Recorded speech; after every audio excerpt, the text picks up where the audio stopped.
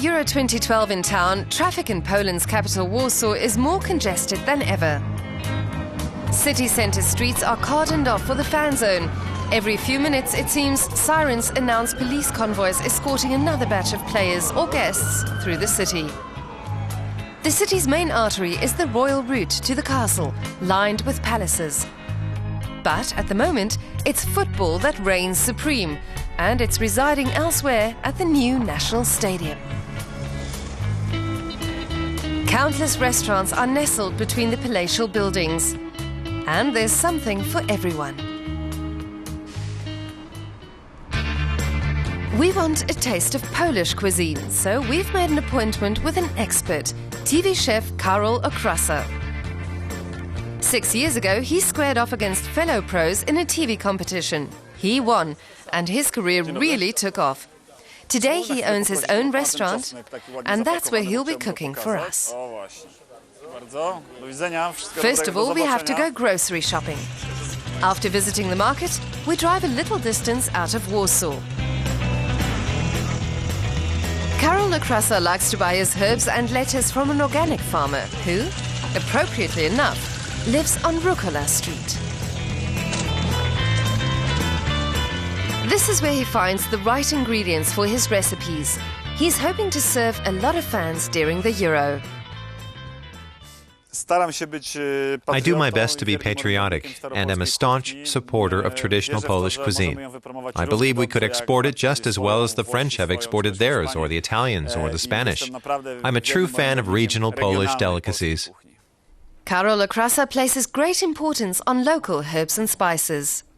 There are many Polish seasonings, for example lovage, which I often add to salads, and there are lots of different kinds of thyme, which is also very characteristic of Polish cuisine. Then we have these wonderful lettuces and greens that are very typical of our food.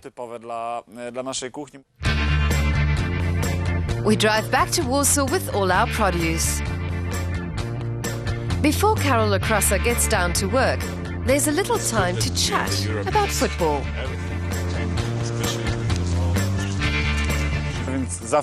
I've played as long as I can remember.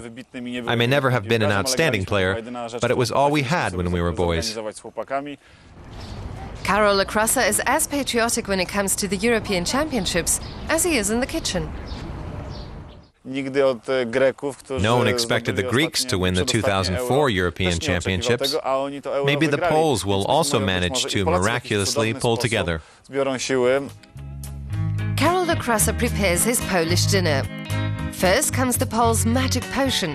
It's called shurek, and it's the national dish. Shurek is a sour soup containing hard-boiled eggs and sausage. The stock consists of sourdough broth.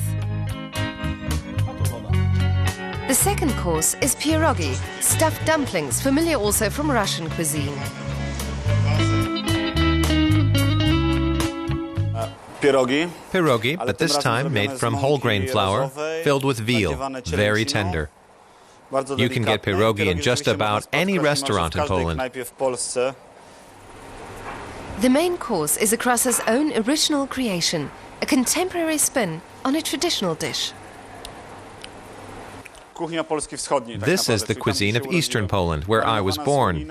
Marinated bacon, a tad spicy. It's slightly smoked, and with paprika and lots of salt. Then gherkins and veal cheeks stewed with cardamom and cinnamon. Bison grass is the dominant ingredient in the sauce. I'm serving it with a salad and fresh herbs and flowers and lots of olive oil. Our mouths are watering. The meal is the grand finale to a long journey. But while we dig into our Polish dinner, we don't forget about our trusty travel companion who's accompanied us for more than 5,000 kilometers. We'll give her a drink of oil later.